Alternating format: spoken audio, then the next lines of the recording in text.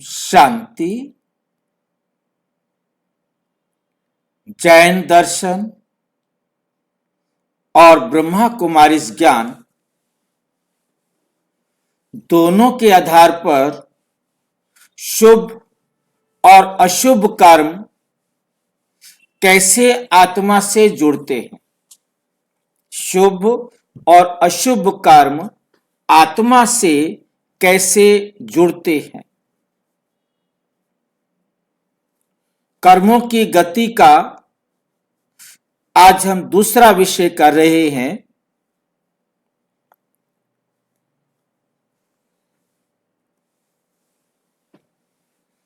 Disclaimer है, ये प्रवचन ब्रह्मा कुमारी ईश्वरीय विश्वविद्यालय द्वारा सिखाए गए आध्यात्मिक ज्ञान पर आधारित है, जो श्रीमद् भागवत गीता एवं साकार व अव्यक्त मूल्यों के अध्ययन से प्रस्तुत किया गया है। इसका उद्देश्य किसी भी धर्म ग्रंथ या मान्यता का खंडन करना नहीं, बल्कि कर्म के सूक्ष्म नियम को आध्यात्मिक दृष्टि से समझना और समझाना है। ये ज्ञान आत्मिक शांति, आत्म उन्नति और जीवन में सकारात्मक परिवर्तन के लिए है। सकारात्मक परिवर्तन के लिए है, ताकि सभी इसका लाभ उठा सके और अपने जीवन को श्रेष्ठ बना सके। अब हमारा प्रश्न जो विशेष है वो ये है कि शुभ और अशुभ कर्म कैसे आत्मा से जुड़ते हैं।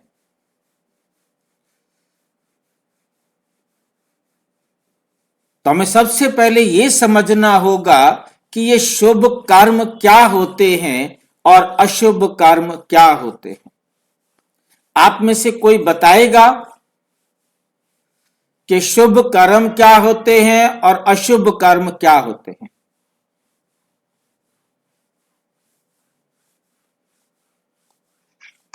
भाई जी, आत्मिक स्थिति में किया हुआ जो भी कर्म होता है वो शुभ होता है। आत्मिक में आकर जो आत्मिक है वो अशुभ। फिर से बोलिए जरा। आत्मिक जो कर्म करते हैं वो शुभ कर्म कहलाता है। अभिषेक तुम चुप रहो, इनकी बात मेरे को समझ में नहीं आ रही। हाँ बोलो भाई, दोबारा बोलो, समझ में आया ना मुझे। हाँ जी। आत्मिक स्मृति में रह आत्मिक स्मृति में किया गया कर्म शुभ, और आत्मिक विस्मृति में या क्या कहेंगे, देह भान की स्मृति में, देह अभिमान की स्मृति में, स्थिति में, अवस्था में किया गया कर्म अशुभ कर्म होता है। या हम कहेंगे आत्म विस्मृति में किया गया कर्म अशुभ होता है। आत्म स्मृति में किया गया कर्म शुभ कर्म, आत्म विस्मृति में किया गया कर्म अशुभ। अब यहां प्रश्न उठा है, कर्म कैसे आत्मा से जुड़ता है।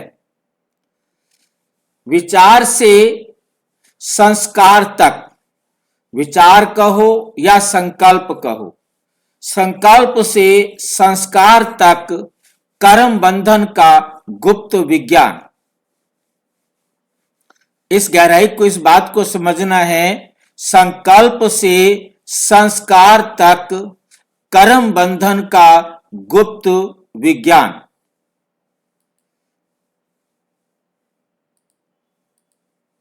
यह हमारे पास आता है, संकल्प कहां उठते हैं? मन में। ये मन के अंदर संकल्प उठते हैं और संकल्प बुद्धि के पास जाता है अब वो संकल्प एक्सेप्ट होना है या नहीं होना है, ये काम किसका है? बुद्धि का है। बुद्धि कैसे एक्सेप्ट करती है और कैसे रिजेक्ट करती है, कौन बताएंगे? बुद्धि कैसे एक्सेप्ट करती है और कैसे रिजेक्ट करती है, कौन बताएगा?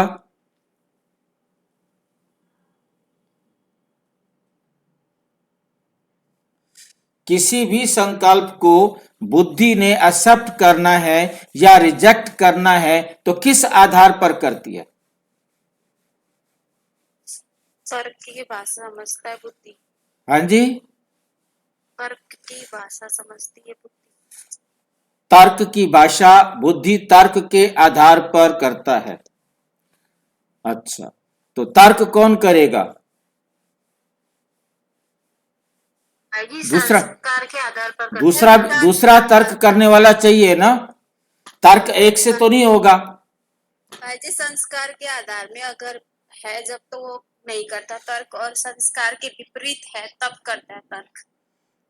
संस्कार के अनुसार है तो क्या होगा? मन उसे ऑटोमेटिक बुद्धि उसे अलाउ कर देगी। जो मन ने बात दी है, काम दिया है, वो यदि पहले से संस्कार बना हुआ है तो पहली बात वो बुद्धि के पास आएगा नहीं, और यदि बुद्धि के पास आया तो बुद्धि उसे अलाउ कर देगी, काम हो गया। और यदि वो बात, वो संकल्प, वो विचार पहले से मेरे जीवन में नहीं है, मेरे पास उसका कोई संस्कार नहीं है, तो बुद्धि तर्क लेगी दोनों तरफ से, एक तरफ से नहीं। वो मन कहेगा वर्तमान की बात कि ये करना चाहिए, और पुराना संस्कार बताएगा ये करना चाहिए। जिसके तर्क पावरफुल हुए, पुराने संस्कार के तर्क यदि पावरफुल नहीं है, वर्तमान में मन ने वो तर्क दिए जो बुद्धि ने कहा हाँ ये तो करना चाहिए, ये राइट है, तो अपने संस्कार को बदल देगी। बुद्धि अपने संस्कार के विपरीत निर्णय दे देगी, या उसमें पार्शियलिटी चेंज करना है, पार्शियली या पूरा ही चेंज करना है, जितना भी करना है बुद्धि ने स्वीकार कर लिया, तो अब वो विचार हमारा संस्कार बन जाएगा। अब वो संस्कार टेम्परेरी है, जितनी बार वो रिपीट होगा उतना वो संस्कार पावरफुल बनेगा, उतना वो संस्कार पावरफुल बनेगा। नया संस्कार बनाना हो या पुराने संस्कार में परिवर्तन करना हो, ये बुद्धि का काम है। और इसमें संस्कार एक तरफ और एक तरफ मन, और बीच में जज बुद्धि। ये सीन अपनी बुद्धि में रखेंगे तो आपको समझना आसान होगा कि जो भी संकल्प है बुद्धि द्वारा एक्सेप्ट होता है, और फिर वो कर्म के रूप में होता है, और वो कर्म हो गया तो वो संस्कार बन जाता है। परंतु जितना ज्यादा बार वो कर्म किया तो उतना पक्का संस्कार बन जाता है। भाई जी, हाँ जी, बुद्धि तो अपने ज्ञान और समझ के आधार पे उसको एक्सेप्ट करेगी, रिजेक्ट करेगी। किसके ज्ञान, क्या है बुद्धि के पास? बुद्धि के पास नॉलेज है? बुद्धि के पास कोई नॉलेज नहीं। किसके पास भाई जी? बुद्धि तो बंधी हुई है संविधान के साथ। तो संविधान का ज्ञान है ना बुद्धि को। संविधान जो बन गया, संविधान रखा हुआ है। संविधान जो बन गया, संविधान रखा हुआ है। उसको पढ़ेगा कौन? पढ़ना काम बुद्धि का है, परंतु बुद्धि पढ़ेगी तो तब,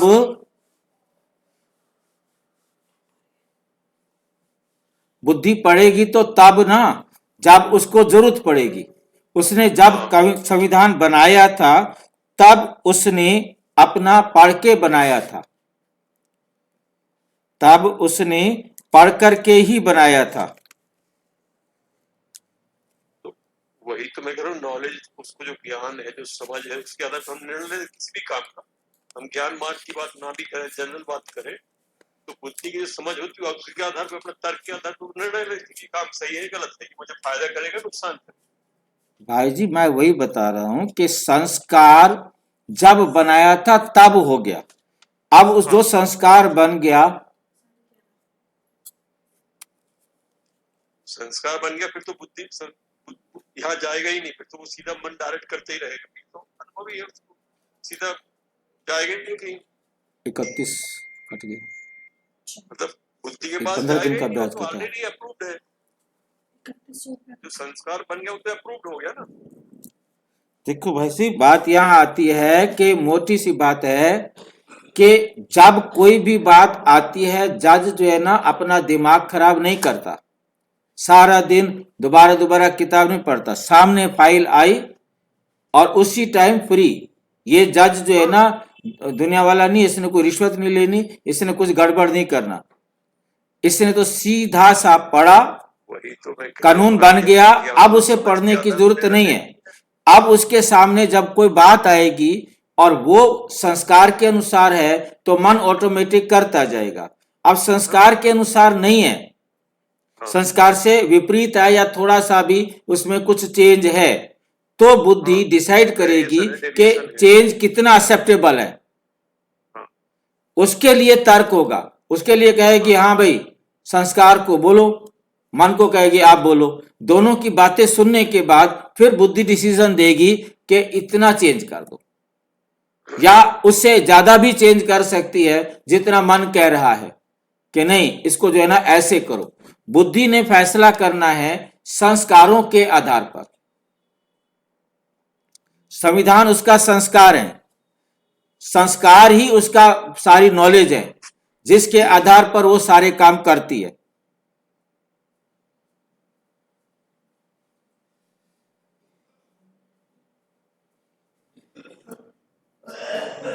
ठीक है, उसे कोई पढ़ने की जरूरत नहीं है। अब वर्तमान में कोई ऐसी बात आ जाती है, यहां आप चर्चा में ले सकते हो, कोई ऐसी बात आ गई है जो मेरे संस्कार में नहीं है, संस्कार में नहीं है, उसी की बात कर रहा हूं। उसी की बात के लिए उसे कुछ पढ़ना नहीं है। अब उसने संस्कारों में ढूंढना है कि उसका कहां तक किसके साथ मेल खाता है। संस्कार में कहीं भी मेल खाता है तो उसी के हिसाब से उसने फैसला देना है। संस्कार में कहीं मेल नहीं खाता और उसे लगता है कि ये तो होना ही चाहिए, ये तो राइट बात है, आज तक मेरे सामने बात ही नहीं आई, अब मेरे को समझ में आया इसे होना चाहिए, और उसने उसको एक्सेप्ट किया और कानून बना दिया। भाई प्रैक्टिकल व्यवहारिक एग्जांपल दे सकते हैं तो वो दीजिए, मतलब ये तो फिर कैसे माने हम। प्रैक्टिकल एग्जांपल ठीक है, प्रैक्टिकल एग्जांपल लो, ठीक नहीं। मेन बात क्या होती है कि एक व्यक्ति किसी नई दुनिया में चला गया है और नई दुनिया में सब्जी कुछ नहीं है, अब वो क्या खाए क्या ना खाए उसके लिए डिसाइड करना मुश्किल है। अब उसने देखा है कि भी यही है खाने के लिए, अब उसने उसको खाने का, क्योंकि भूख लगी हुई है, उसको जरूरत है, उसे जरूरत है, उसने कहा कि ठीक है, उन्हें जो सब्जियां थी उनमें से सिलेक्ट की, जो भी उसको दृष्टि से समझ में आई कि यही दे दीजिए। अब उन्होंने दे दिया, उसके लिए तो सब्जी है ही नहीं ना, अब उसने नई सब्जी है, अब उसने खाना शुरू किया। अब वो जब बुद्धि के अंदर जाता है उसका टेस्ट वो मिलाएगा, इसका कुछ टेस्ट उस सब्जी के साथ है, कुछ टेस्ट उसके साथ है, इसका टेस्ट ये बिल्कुल नया है, मतलब जो जो अपनी बुद्धि में मिला सकता है, और उसे टेस्ट जो है ना एक्सेप्ट कर रहा है ब्रेन, अपने ब्रेन के अंदर, उसके अंदर समझ में आ रहा है कि टेस्ट ठीक है, खाने लायक है, खा सकता हूं। और यदि नहीं अजीब टेस्ट है, मैं नहीं खाना चाहता, उसे वो रिजेक्ट करेगा, क्योंकि टेस्ट करने के बाद ही करेगा। ठीक है, ठीक नहीं। अब उसके उसने रिजेक्ट किया या एक्सेप्ट किया, फ्यूचर में वही चीज जब सामने आएगी तो उसे एक्सेप्ट करेगा। और रिजेक्ट कर दे, बाद में रिजेक्ट कर देगा, ये काम की नहीं। बिल्कुल, ठीक है ना। तो इस प्रकार से नई चीज कोई आई है तो उसको भी अपने जो उसके पास जो नॉलेज है ना वो संस्कार है, वो उसका संविधान है, उसने अपने काम को संविधान के अनुसार करना है। क्या ये बात मेरे संविधान में एक्सेप्टेबल है, उसको एक्सेप्ट करेगा। यदि एक्सेप्टेबल नहीं लग रही, हमारे पहले कभी एक्सेप्ट नहीं की, नई चीज है, तो उसके लिए वो चर्चा करेगा, उसके बारे में जानकारी लेगा, मन उसके बारे में डिटेल में बताएगा, और फिर उसे अच्छा लगेगा उसको एक्सेप्ट कर लेगा, नहीं अच्छा लगेगा तो छोड़ देगा। बुद्धि जो है वो तर्क की बात को मानती है। तर्क देने के लिए चाहे मन तर्क दे तो चाहे संस्कार तर्क दे, दोनों में से कोई तर्क देगा, बुद्धि ने उन तर्कों के आधार पर निर्णय देना है। ये सिस्टम है, ये प्रोसीजर है। जो आज का क्वेश्चन है उसका विषय है कि चाहे हमारे अच्छे कर्म है, चाहे हमारे बुरे कर्म है, गंदी आदतें बनाई हैं तो भी मैंने बनाई हैं, अच्छी आदतें बनाई हैं तो भी मैंने बनाई हैं। किसने बनाई है? बुद्धि ने बनाई है, और बुद्धि ने बना दी है। अब मैं गंदी आदतों के कारण गंदे कर्म करता जा रहा हूं, अच्छी आदत के कारण मैं अच्छे कर्म करता जा रहा हूं। तो किसके साथ संबंध है? आत्मा के साथ संबंध है। उसका प्रोसेस क्या है? मन, बुद्धि और संस्कार। मन का काम है संकल्प करना, संकल्प संस्कार बन जाए, ये उसकी यात्रा है। मेरे ख्याल से टॉपिक हमारा क्लियर हो गया होगा। 3 फैकल्टी हो गई है, मन, बुद्धि, संस्कार। अब ये कर्म बंधन का गुप्त विज्ञान, ये है गुप्त विज्ञान जिसकी हमने अभी चर्चा की। हर आत्मा का अनदेखा खाता, हर आत्मा का जो देखा नहीं जा, कोई देख नहीं सकता ऐसा खाता है। हम सब रोज कहते हैं मैंने किसी का बुरा नहीं किया, मेरे मन में तो कुछ भी था नहीं, लेकिन फिर भी मन अशांत क्यों रहता है? मैंने किसी का बुरा नहीं किया, मेरे मन में कोई ऐसी वैसी बात भी नहीं है, फिर मेरा मन अशांत क्यों रहता है? ये मेरी परिस्थितियां उल्टी क्यों आती हैं? क्योंकि एक सूक्ष्म सत्य है। वो सूक्ष्म सत्य क्या है? कर्म केवल बाहर नहीं बनते, वे आत्मा के भीतर जुड़ते हैं। कहीं से आया नहीं है ये, उसका जो लेखा जोखा है वो आत्मा के अंदर है, उसने बाहर से नहीं आना है। साकार मुरली 12 अक्टूबर 1966 की है। मनुष्य कर्म को हल्का समझता है पर उसका बोझ आत्मा पर पड़ता है। मनुष्य कर्म को हल्का समझता है पर उसका बोझ आत्मा पर पड़ता है। बोझ किस पर पड़ता है? आत्मा पर पड़ता है। आत्मा कौन है? कर्म किससे जुड़ता है? आत्मा कौन है और कर्म किससे जुड़ता है? सबसे पहले यह समझना जरूरी है।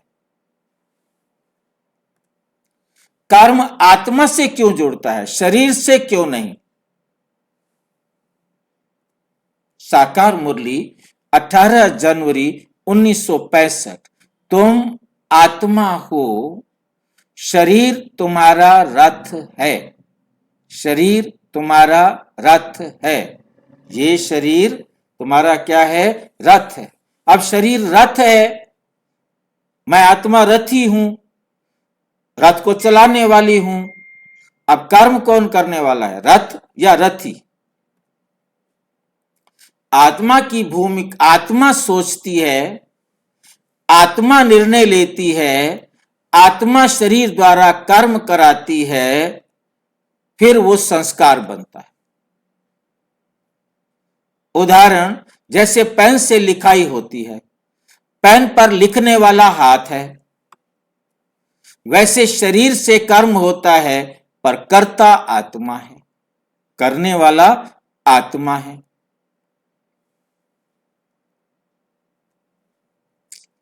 साकार मुरली है 5 अगस्त 1966।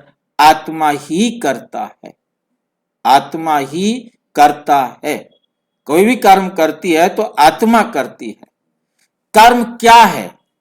बाहरी नहीं, भीतरी प्रक्रिया, ये कोई बाहरी प्रक्रिया नहीं है, ये भीतरी प्रक्रिया है।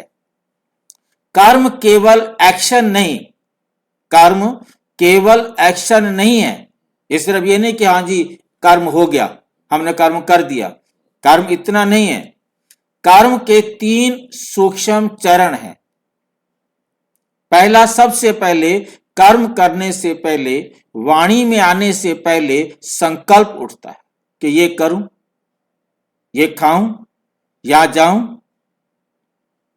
पहले संकल्प उठेगा, फिर वो वाणी में आएगा, फिर कर्म में आएगा, फिर कर्म में आएगा। वाणी में आए बिना भी डायरेक्ट कर्म में भी जा सकता है, तो बोलने की जरूरत नहीं है, करना है तो उठ के कर देंगे, उसमें वाणी बीच में आने की जरूरत नहीं है। और यह संकल्प भी एक कर्म है,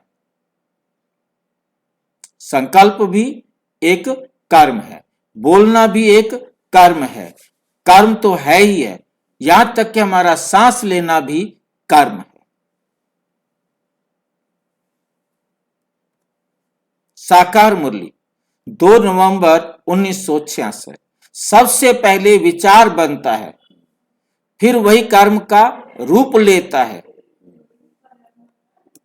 इसलिए विचार भी कर्म है, इसलिए विचार भी कर्म है। शुभ और अशुभ कर्म की परिभाषा। अब प्रश्न, कर्म शुभ कब होता है और अशुभ कब होता है? शुभ कर्म जो आत्मा को हल्का करे, जो शांति बढ़ाए और दूसरों को सुख दे, दूसरों को सुख दे। इसको हम शॉर्ट में कह सकते हैं, या बहुत अच्छी तरह स्पष्ट करना चाहें तो कह सकते हैं, ऐसा कर्म जो मुझ आत्मा सहित सर्व आत्माओं को सुख दे, कल्याण करे, सब आत्माओं के लिए शांति देने वाला हो, सुख देने वाला हो, सब आत्माओं का कल्याण करने वाला, मेरे सहित। इसमें क्या कहा, क्या कैसे कहा? जो आत्मा का हल्का करे, मैं हल्की हो गई, मैं खुश हो गया ना। फिर आगे कहा कि जो शांति बढ़ाए, जो दूसरों को सुख दे। तो हम इसको ऐसे भी कह सकते हैं, मेरे सहित सर्व आत्माओं को सुख, शांति और कल्याण हो, वो कर्म क्या है? शुभ। अब जो आत्मा को भारी करे, जो अशांति पैदा करे, जो दुख का कारण बने, ऐसा कर्म जो मेरे सहित सर्व को दुख देता हो, वो अशुभ। किसी को भी दुख देता हो, मेरे सहित किसी को भी उससे दुख मिलता हो, तो वो ऑटोमेटिक क्या हो जाएगा? अशुभ कर्म हो जाएगा। साकार मुरली 9 दिसंबर 1966। जो कर्म आत्मा को भारी बनाते हैं वो पाप कर्म कहलाते। इसमें आत्मा भारी हो जाए तो वो क्या हो जाता है? पाप कर्म कहलाते हैं। शुभ अशुभ कर्म आत्मा से कैसे जुड़ते हैं? शुभ अशुभ कर्म आत्मा से कैसे जुड़ते हैं? ये सबसे महत्वपूर्ण प्रश्न, ये सबसे महत्वपूर्ण प्रश्न है। पहला चरण, विचार। जैसा विचार वैसी भावना। जैसे मेरे विचार होंगे वैसी ही मेरी क्या होगी? भावना होगी। वैसी ही मेरी वृत्ति होगी, वैसे ही मेरे बोल होंगे, वैसे ही मेरी दृष्टि होगी और वैसे ही मेरे कर्म होंगे। मगर एक बात है, जैसे सर्कल है, हाँ जी, संस्कार अच्छे नहीं होंगे पहले के, तो उसी हिसाब से विचार आएंगे। अब चेंज भी कर सकते हैं ना। हाँ। विचार तो जो संस्कार है, विचार तो वही आएंगे, विचार आएंगे।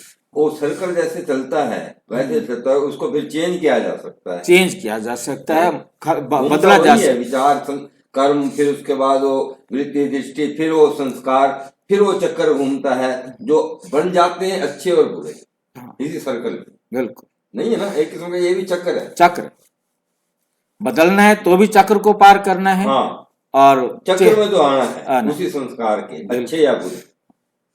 विचार ही बीज है। संकल्प जो आता है, क्योंकि नया संकल्प भी आएगा ना, हाँ, वो भी। बिल्कुल। जो संकल्प है वो बीज है। अब हमने कुछ पढ़ा, कुछ सुना, कुछ देखा, कुछ नया हमारे सामने आया है, पहली बार कुछ भी नया हमारे सामने आया है, ठीक है नहीं? तो हमने देखा कि बहुत अच्छा है, चाहे वो कोई इंस्ट्रूमेंट हो, कहीं किसी के घर गए, वो कोई इंस्ट्रूमेंट देखा, कोई चीज देखी, ये तो बहुत अच्छी है, हम भी लाएंगे, ठीक है नहीं? तो वह देखने से संकल्प उठा और उस संकल्प ने बुद्धि को कहा देखो ये बहुत अच्छी चीज है। बुद्धि ने कहा ठीक है, इसको जब हम मार्केट जाएंगे तो हम लेके आएंगे, और यदि वो कहीं मार्केट में नहीं मिलता, अभी आपने ये कहां से मंगाया, हमारे लिए भी एक मंगा करके दो, तुरंत, ठीक है नहीं? मतलब कुछ भी फैसला करना है, बीज क्या है? संकल्प। क्योंकि बाहर देखने का काम कौन करता है, बाहर से सुनने का काम कौन करता है? मन। क्योंकि मन आत्मा की आउटर लेयर है, आंखों से, कानों से, मुख से, स्पर्श से, किसी भी तरीके से, कान से, गंध से, नाक से, ठीक है नहीं? किसी भी तरीके से कुछ भी हमें सूचना मिली है वो मन के पास आएगी। अब कोई गंध आ रही है, ये तो नई गंध है, ऐसे तो गंध कभी हमने देखी नहीं, देखो भी क्या हो रहा है, ठीक है नहीं? तो हमारे नाक के पास स्मेल आई है, वो स्मेल एकदम नई है, तो हम बेचैन हो जाएंगे, देखेंगे क्या है। बुद्धि कहेगी देखो देखो, इधर देखो, उधर देखो, नीचे देखो। अब मन और बुद्धि दोनों क्या हो गए हैं?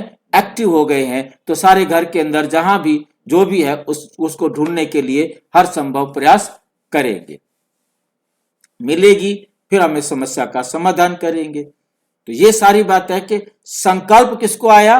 मन को। क्योंकि स्मेल सबसे पहले पास किसके पास आई? मन के पास। देखा मन ने, सुना मन ने, स्पर्श किया, गर्म है, ठंडा है, कोई चीज चुभी है मेरे को, सांप ने डंक मारा है, तो उसकी सूचना मन के पास आई। मन ने बुद्धि को कहा, बुद्धि ने ऑर्डर किया अब ये करो।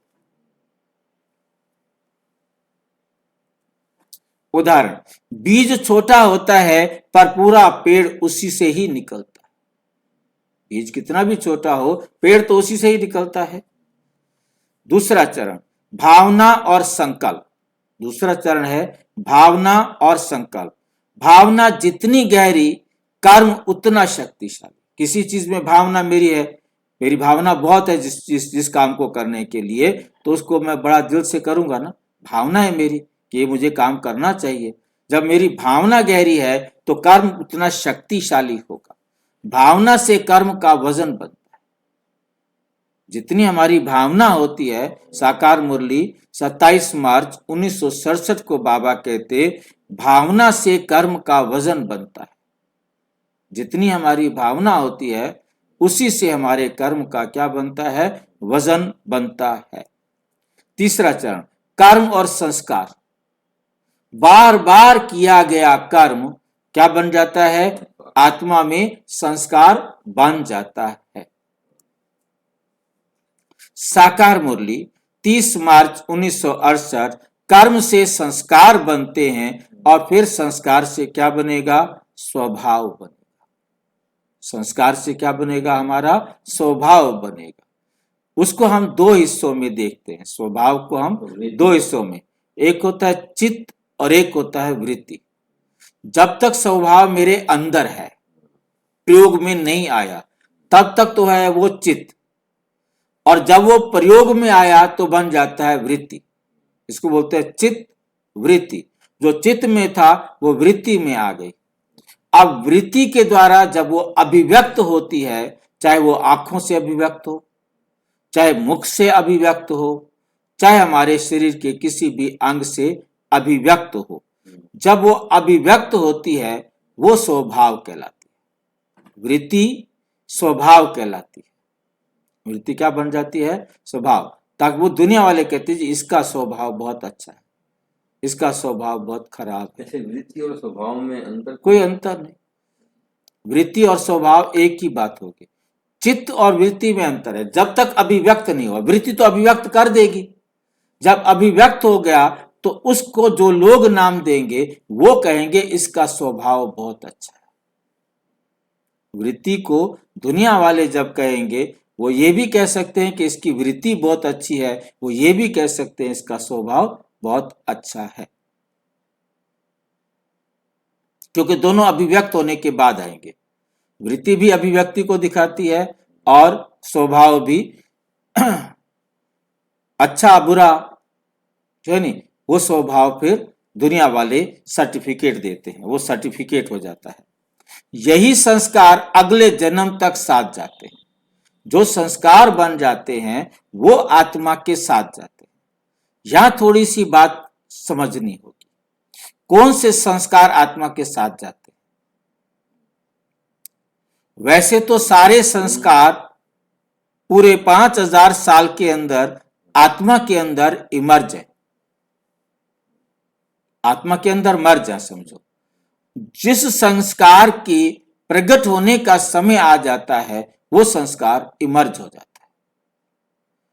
मान लो मैंने किसी के साथ बहुत अच्छा व्यवहार करना है तो मेरे अंदर अच्छा व्यवहार करने वाला संस्कार आ जाएगा, पर उसने मेरे साथ कभी अच्छा करते करते गड़बड़ कर दी थी तो मेरा संस्कार वो गड़बड़ को भी बराबर करने के कारण वो भी इमर्ज हो जाएगा और मैं भी उतना उसके साथ गलत कर दूंगा। तो संस्कार आत्मा के साथ रहते हैं। जिस संस्कार का पार्ट आ जाता है वो संस्कार इमर्ज हो जाता है, जिसका पार्ट बराबर हो गया वो मर्ज हो जाता है, वो मर्ज हो जाता है। ये मर्ज इमर्ज का खेल पूरा कल्प चलता रहता है, पूरा कल्प चलता रहता है। मैंने किसी को दुख देना था, अब दुख दे दिया, हिसाब बराबर हो गया, तो वो संस्कार मेरे अंदर अब जागृत नहीं रहेगा, वो संस्कार मेरा मर्ज हो जाएगा। तो इस प्रकार से हम आत्माएं क्या करते हैं, संस्कार को बनाते हैं और उसको लेते हैं। शुभ कर्म आत्मा को क्या देता है? शुभ कर्म आत्मा को क्या देता है? मन की शांति देता है, आत्मिक शांति देता है, शक्ति देता है, हल्कापन देता है। ठीक है क्या नहीं?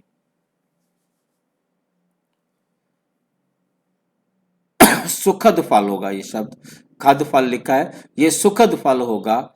जो सुखद फल, अच्छा फल जो है ना देने वाला बनता है। शुभ कर्म आत्मा को सतो प्रधान बनाते हैं। उदाहरण जैसे साफ पानी में चेहरा साफ दिखता है, साफ पानी में चेहरा साफ दिखता है, वैसे शुभ कर्मों से आत्मा स्पष्ट और शांत रहती है।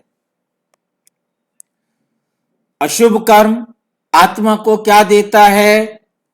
भारीपन, ग्लानि, भय, दुखद परिस्थितियां। साकार मुरली 23 सितंबर 1967। पाप कर्म आत्मा की शक्ति को कम कर देते हैं। पाप कर्म क्या करते हैं?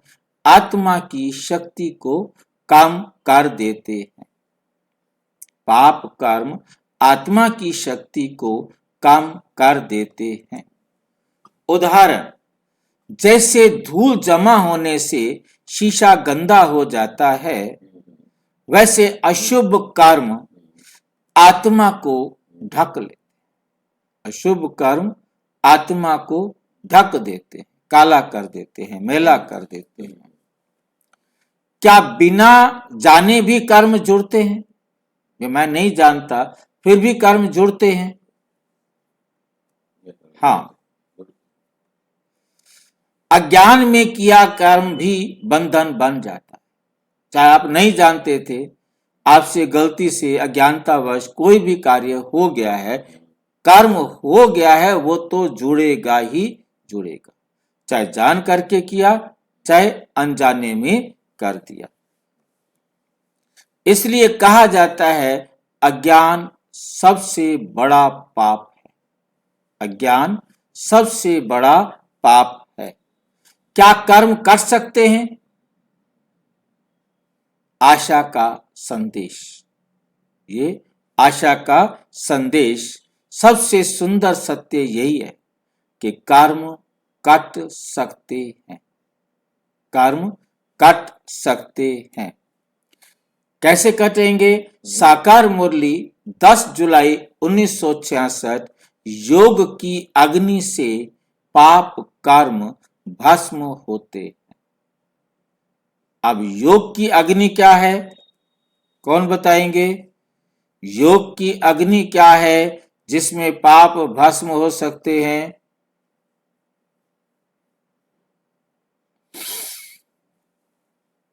भाई जी, एक बाबा से प्यार, हाँ जी, एक बाबा से प्यार जब होता है तो अग्नि लगती है, योग अग्नि। भाई जी, हम जो भी हमारे सामने कर्म आ रहे उसे स्वीकार करें कि हाँ ये मेरा कर्म है, मेरे सामने है। उसको स्वीकार करने के बाद विकर्म आप ना हो इसकी खबरदारी ले कि अब और मुझसे कोई विकर्म ना हो, तो पुराने कट जाएंगे और नए बनेंगे नहीं। देखो अभी कैसे आत्म अभिमान, परमात्मा से योग, पवित्र जीवन, तीन चीजें हैं। एक तो पहला स्टेप है कि मैं आत्म अभिमानी बनूं, दूसरा परमात्मा से संबंध जोड़ूं, तीसरा अपने जीवन को पवित्र बनाऊं। ये 3 कदम उठाने पर विकर्म कटेंगे, अशुभ कर्म कट जाएंगे। जब हम आत्म अभिमानी होंगे, परमात्मा से योग लगाना माना परमात्मा की डायरेक्शन को पकड़कर चलना। परमात्मा का डायरेक्शन है जो हुआ अच्छा हुआ, जो हो रहा है अच्छा हो रहा है, और जो होगा अच्छा होगा। जब परमात्मा से योग होगा तो नेचुरल हम उस अशुभ कर्म से मिलने वाले दुख को अच्छा समझ लेंगे, दुखी नहीं होंगे। पर भाई जी, हमने जो कर्म किया उसका तो जो भुगतान का हमने किया ना, वो भस्म कहाँ हुए? उसके तो जो हमको सजा मिली थी वो है अलग चीज है कि हमें दुखी ना होगी सुखी होगी ली। सजा तो मिलेगी, माफी तो है ही नहीं, बाकी आप दुखी नहीं हुए। वरना आपको ज्ञान नहीं होता तो आप घंटों दुखी रहते।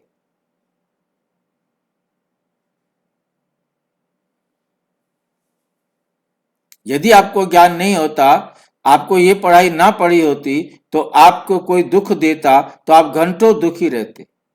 अब आपने उसे क्षमा किया और वापस अपने आप को ले लिया, ठीक है, उसके कर्मों का फल उसको मिला, आप बाहर आ गए।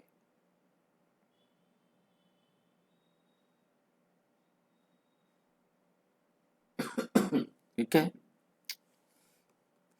उदाहरण, जैसे अग्नि में सोना तपकर शुद्ध होता है, ऐसे आत्मा योग भट्टी में क्या हो जाती है? शुद्ध हो जाती है। योग भट्टी किसे कहा जाता है? योग की आग किसे कहा जाता है? जब परमात्मा की लगन इतनी मजबूत हो कि मेरे इस प्रश्न का जवाब चाहिए।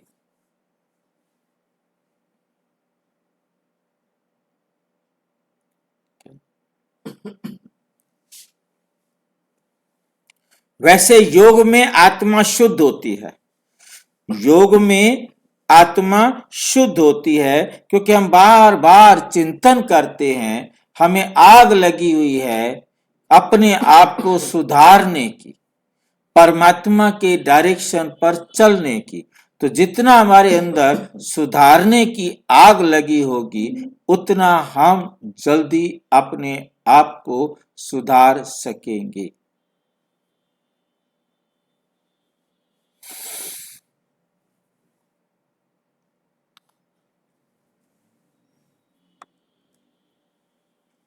ज्ञानी आत्मा की पहचान। अव्यक्त मुरली 15 फरवरी 1973। ज्ञानी आत्मा कर्म करने से पहले उसका फल देखती है। कर्म करने से पहले क्या देखती है कि इसका फल क्या निकलेगा, सोच समझ करके फिर करती है, उसका फल देखती है। सोचकर शुभ भावना, दोष नहीं सुधार। सोचकर कर्म, शुभ भावना, दोष नहीं और सुधार। निष्कर्ष, कर्म का असली विज्ञान। कर्म का असली विज्ञान क्या है? कर्म आत्मा से जुड़ता है, विचार से कर्म बनता है, शुभ कर्म शक्ति बढ़ाता है, अशुभ कर्म बोझ बनते हैं, योग से कर्म कट सकते हैं। साकार मुरली है 30 मार्च 1968। अपने कर्मों का हिसाब समझो, तभी जीवन सहज बनेगा। तभी जीवन सहज बनेगा। समापन। जब आत्मा ये समझ ले हर शुभ अशुभ कर्म मेरी आत्मा से जुड़ रहा है, तब लापरवाही समाप्त। जागरूकता आरंभ और शांति स्थायी। शांति क्या हो जाएगी? स्थायी हो जाएगी। अच्छा, ओम शांति। और विस्तार से जानने के लिए प्रजापिता ब्रह्मा कुमारी ईश्वरीय विश्वविद्यालय के किसी भी सेवा केंद्र पर संपर्क करें। और यदि कोई प्रश्न है तो 9213106986 पर केवल टेलीग्राम करें, आरटीआई करें 9650692270 पर केवल व्हाट्सएप करें, फोन नहीं। ओम शांति।